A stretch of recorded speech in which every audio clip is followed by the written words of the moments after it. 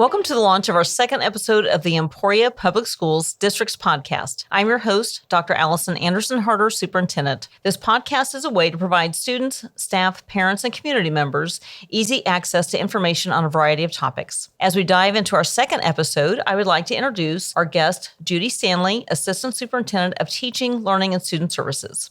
Thank you for your participation today, Judy. Please share a little bit about yourself and your professional background. Well, this is my 29th year in education, 27 here in Emporia. I've been an elementary teacher. I've taught first grade, second grade, fourth grade, been a strategist, an instructional coach, and I'm fortunate to have been a principal at two of our schools at Maynard and Village. And now you're here. Talk a little bit about what you do here at the district office. Okay, so I work with our Teaching and Learning and Student Services department. There are 4 of us in that department, and we really guide the instruction and curriculum development across the district. I work with instructional coaches, building principals, lead teachers, and really it is just all about that instruction and the curriculum, the resources in their classrooms, and making sure that we are able to provide students with what they need. So you and I came to the district office level about the same time and moved into new roles. You as Assistant Superintendent of Teaching, Learning, and Student Services, and me as Superintendent. And one of the first things that we started looking at was our resources, looking at the pandemic and the gap.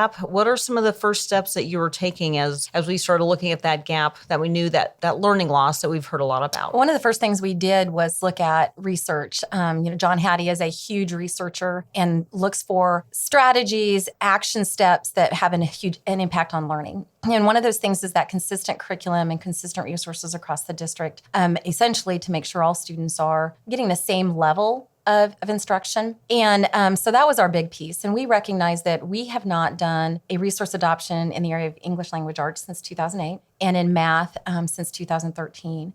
We did some research in terms of the resources that we have to see where they landed in terms of alignment with our standards and our curriculum. And what we found with our math is it was actually receiving pretty low ratings. And because when we looked at our data, math was making the largest decline, we started with math last year, and then we went with English language arts this year. So our real goal was to identify a consistent resource so that could be that foundational piece in our classrooms. And then to piggyback onto that, to ease up on some of the workload for our teachers, because teachers were just having to do all of their lesson plans and scrambling to find all of that. So really trying to tackle 2 tasks at one time. So one of the things that we've learned through the process, and this happened years ago, was at our state standards. So really, it's not a curriculum that we're teaching. We are teaching to the state standards, and we're purchasing a resource to help us move to that direction. So talk maybe a little bit about, and the other thing I was thinking was that vertical alignment. Mm-hmm. What does that mean? So when people are talking about vertical alignment for math and that ELA resource, what are they doing? So what happens is when we talk about our curriculum, we here in Emporia build our curriculum on the state standards. So essentially, if you look at the state standards, you're going to see Emporia's curriculum. When we look at vertical, it's having that understanding of that transition from one grade level to the next. So if I look at first grade, what does a standard area, a progression look like? What does it look like in first grade? And as I move into second grade, one of those things that we're being very purposeful about is, for example, this summer, we'll be pulling our teachers together from different grade levels. So kindergarten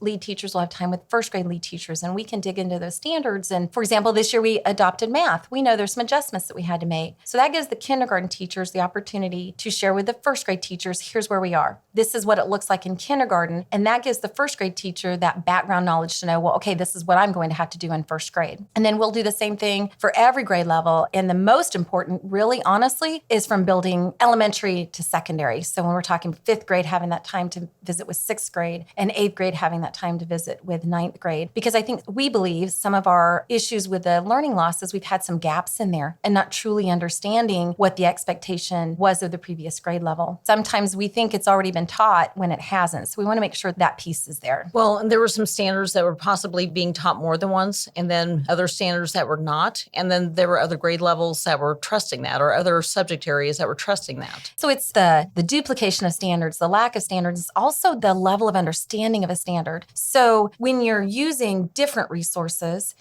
what could be is that you might look at that standard and think it means this, and I might look at the standard and think it means this, and we might be teaching it two completely different ways and two completely different levels of depth of knowledge, using different type of vocabulary. And so then we're not necessarily setting our students up to be successful. So that was a really important part for us, is making sure every teacher at every grade level had that same level of understanding, because we were missing that. So as you were trying to dig in and figure out how these misses were happening, but then also our successes, so you were just not sitting in isolation in your office on your computer. We love and appreciate our teachers and their input. Talk about how you engage them and their expertise in this process. Well, I remember being a teacher when we did our last ELA adoption, and essentially it was presented to us. This is what you're going to use. And we didn't really have any input in it at all. And I did not want that for our staff, because our teachers are the ones that actually have to implement it. If it's a resource that they can't buy into, they never had any background with, we're not going to have a successful implementation. So what we did is we developed a process where it was completely teacher-driven. And we looked at a site called EdReports, which was recommended to us by KSDE. And we identified... And what is KSDE? Oh, Kansas State Department of Education.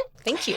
And we looked at only options where it got the highest rating for every grade level. So, for example, we looked at kindergarten through fifth grade for our elementary resources, and we shared with the key teachers. We had representatives from every grade level in every building. The resources that were green, that was the highest rating for all 5 grade levels. For middle school, we did the same thing. And again, we had a teacher from every grade level, and we did the same thing for high school and for preschool. Those leaders on that council then identified, they narrowed it down to 5 or 6 where we sought samples. And then those teachers looked at those samples and said, you know what, these are the ones that align best with what we believe we need. The reason they knew that is because we sought input from parents on what do you want out of a resource, whether it's math or reading, what do you feel like are the strengths, what do you feel like are the weaknesses. And we sought input from every teacher that taught that content area. And the questions were things like, what's missing in our current resource? What do we need in a new resource? What type of autonomy do you believe we need, and what do we need to be tight on as a district? And that council developed rubrics based upon that input, based upon rubrics that we had found from other states and other entities when they're evaluating. They built our own rubric for here for an Emporia. And as a matter of fact, one of the companies is sharing our rubric with other school districts because they were so impressed with it. So good job to our teachers. They narrowed those resources down. Then those resources went out to our buildings. And the classroom teachers that are teaching it had time. With math, it was about 2 months to look at. With reading, they had 3 months to dig in, try out lessons, and really try to analyze it and figure out what best met our needs. And then every teacher that's going to teach for that resource completed that rubric, and that council used their input to decide, okay, which one are we going to use? In terms of administration, we completed none of that. We were there to answer questions, but we did not dig into the resources and say, well, I really feel like you need to do this. One of the things when we did math, a question was, well, should we have the same publisher all the way through? And we felt like, if we said that, there's a very big possibility that maybe one publisher doesn't meet the needs of one level. And so we ended up with 3 different publishers for math. In English language arts this year, they ended up having the same publisher. So we really, it is completely teacher driven. We know that there are some teachers that maybe the resources we landed on weren't their first pick, but that's very difficult to do when you're a district our size, is make sure everybody gets their first pick. So it really is looking at where did the majority land. So as we're thinking about the purchasing, so we were very fortunate that we had ESSERs. And so knowing that an adoption of a resource, first for math, and then for English language arts, that is a lot of work on our teachers and our staff. So not only our classroom teachers, but strategists, teachers' aides, our principals, everybody that's working to implement that resource with fidelity. So talk a little bit about why we adopted that math resource one year and then turned around and then did an ELA resource adoption the next year. Sure, that's a really good question. Because especially for our elementary, they're having to learn 2 new resources back to back. We started with math, like I said earlier, because our data indicated that was our highest need. ESSER funds have to be spent out by 2024. So we really didn't have the luxury to create a year in between. That's why we went back to back and did English language arts the next year. Plus, we wanted to start addressing that learning loss with reading. We didn't want to take another year and wait. So we've done math, we've done reading, but our math adoption is going to be 7 years. And our English language arts adoption is going to be 8. So down the road, many years from now, we will have that gap year. So it won't be quite such a burden on our classroom teachers. But it really was due to the way we can spend the funding and due to trying to address our learning loss as quickly as possible. What would you say as we're looking into next year, and maybe some of the differences? So that ELA adoption at the secondary level, how does that look different than elementary? Well, the English language arts for secondary, you have English teachers and that's all they're teaching. And so they're really going to be able to dig in and fine tune. They can use current novels that they have, but the resource is going to provide that lesson and that depth. And then they'll work together as grade level. So you have many teachers that are teaching freshmen, for example. So they'll have their PLC conversations to make sure that they're all on the same page. The nice thing for the secondary is they're all in the same building. So those PLC conversations happen all of the time. They had great reflection about, well, how do we hang on to what we really love and we believe in, and how do we incorporate with this new resource? And we got lots of great answers going into that. That is definitely a benefit that we have at the secondary level, having those weekly PLCs. So for elementary, what we end up doing is we schedule grade level PLCs throughout the year. It's not every week because they need their building time, but it is throughout the year. We have a lead teacher from every grade level and every building that meet a little bit more often. And then those lead teachers will really dig into the resources. They'll participate in some training that may not be available to everyone, but then they will share that with their staff and the grade levels. So lead teachers of the elementary guide it and then share out with their buildings. But at the secondary, they have it going all the time. Okay, thank you. Mm-hmm. As we look at that math resource adoption, one thing that we were worried about as we were getting ready to start was that implementation dip. And so that implementation dip is at any time teachers are learning a new resource that they're learning along with the students. And so sometimes we don't see that academic achievement where we want it to be. But at this board meeting that we just had this week, we had some great news about the FastBridge. So maybe just talk a little bit about what that FastBridge assessment is and then what that success was that you saw. I'm so glad you asked. I was hoping you would ask about that. So our FastBridge for A-Math is an assessment that is for 1st through 10th grade. And essentially it's foundational grade level skills that you would expect a student to know. It also is one of those adaptive tests. So for example, let's say I'm doing really well. It would continue to take me higher and higher and higher until I start leveling out. If I'm not doing well, it may go back a little bit. So it really tries to identify where is a student's performance at. And then what a student score means, it identifies whether they are high risk, some risk, low risk, or post-secondary ready. And we really want all of our students at low risk or post-secondary ready. That's really our goal. But that score kind of tells us where they're at. That is one of the assessments we use to identify that we had some learning loss. As you know, most of our FastBridge reports have not had a lot of positive to share. But this time, what we found is we actually had 109 students, I believe it was 109 students that moved from the high risk and some risk category up. We had no kids fall backward. And that has not been happening. So rather than having a dip, we've seen a small amount of growth. That's the 109. We're talking about benchmark scores. Within each of those categories, you can move, you can make growth. You just don't bump out a category. Our elementary had 85% of their kids make growth, and our secondary had 65. That is huge. That is overwhelmingly huge because that definitely means there was no implementation dip. So excited for our staff because if you've heard or had a conversation with them, they'll tell you this math is hard. It's a higher rigor. There's a lot of word problems, a lot of vocabulary. So the fact that the students have stepped up, they've met the expectations for the teachers, and that the frustration on the side of the teacher is paying off, it's well worth it. It just just a testament to all the hard work that's been going on. That was a great celebration. And I do want to clarify, so we are pre-recording this episode. So the board meeting that I mentioned, that I referenced, occurred on March the 7th. And so that we had a Fast Bridge presentation. We had a lot going on that night. So that was great to have that celebration. So what else would you like to share about anything that's happening with teaching, learning, and student services in general, or the math and ELA adoptions? Sure. Well, a couple of other areas that we're really reflecting upon and working hard on is one with our affective services. We know we have a lot of concerns about some behaviors, particularly at the elementary, some student attitude toward education at the secondary, some apathy has been mentioned several times. So we're evaluating, researching, really trying to fine tune how can we support our kids better that way.